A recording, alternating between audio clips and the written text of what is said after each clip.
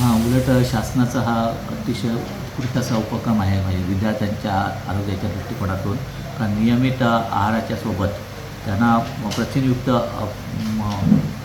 मूल्यांचा हे समावेश व्हावा आहारात म्हणून या दृष्टिकोनातून अंडी, आणि आपल्याला माहिती आहे की अंड्यामध्ये प्रथिने, त्याच्यानंतर लोह वगैरे ह्या गोष्टी, कार्बोहायड्रेट्स ह्या गोष्टी वगैरे त्याचा समावेश चांगला असल्यामुळे विद्यार्थ्यांचं आरोग्याच्या दृष्टिकोनातून हा निश्चितच चांगला उपक्रम ठरणार आहे.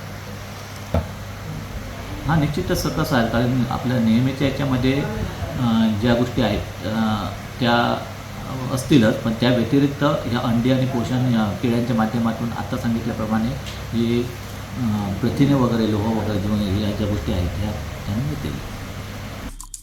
आमचे दिवसभरातले सर्व अपडेट्स, ताज्या घडामोडी आणि थेट लाईव्ह पाहण्यासाठी सबस्क्राईब करा, लाईक करा कोकणचं नंबर 1 महा चॅनल कोकणसाद लाईव्हचं YouTube चॅनल.